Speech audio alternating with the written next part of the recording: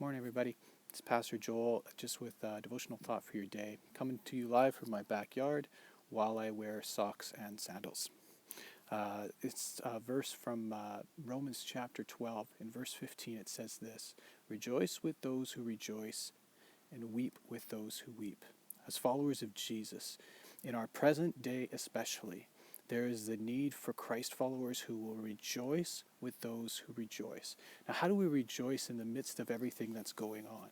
That may just seem like it's an impossibility. What's the root of that? If you go back earlier in this chapter, it says in verse 12 of Romans 12, "Rejoice in hope." This is hope that we see in Hebrews, that is to be a foundation, an anchor for the soul. Our hope in Jesus is to be an anchor for us that allows us to be able to rejoice no matter what we go through, because we know that Christ is still in control and our ultimate destiny has not changed. That means we have to have a reason to rejoice, and it's Him. Perhaps in your day you need to be like me.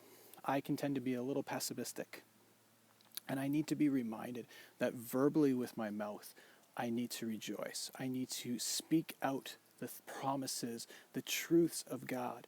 So in your home today, with your family, with your loved ones, in your phone conversations, in your Zoom and Skype and whatever else meetings you're doing, speak the truth of Christ and rejoice.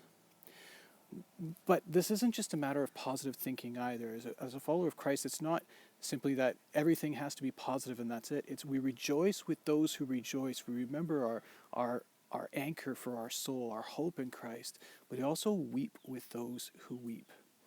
Remember the story of Jesus when he went to the tomb of Lazarus, his friend, and the people there were weeping at the tomb. And it says that Jesus knew that he was going to resurrect. He had the power to resurrect Lazarus. He knew all that was going to be. He knew that this life was not the end, but there was an eternity that he would spend with his friend. But yet it says that Jesus wept. That we are called to weep with those who weep, meaning that we are called to be able to empathize with those who are around us and the pain and the suffering that they have, because that's what Jesus does.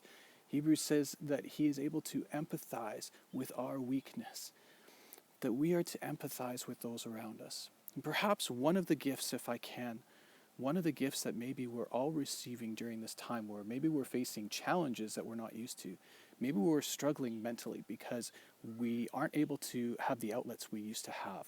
We aren't able to socially connect the way we usually do and feel our need to. Maybe we're feeling insecure and frightened about a financial future and where things are going. Maybe this gives us the opportunity to empathize with those who've already been there. Those who many in the world don't have the financial security that a lot of us have. Maybe the reality of us understanding and being stuck in our homes gives us understanding for those who are shut-ins, those who because of age have physical restrictions, or those because of chronic illness live some of the things that we're experiencing now, but even to a greater extent. As we have the ability to at least have the empathy of each other as we walk through this, of knowing that everybody else is going through the same thing, can we use this lesson to remember afterwards that God has called us, and Jesus has exemplified to us that we are to rejoice with those who rejoice, but we also have the ability to weep with those who weep. Maybe we're getting ourselves an ability to understand what it is to go through some of these challenges.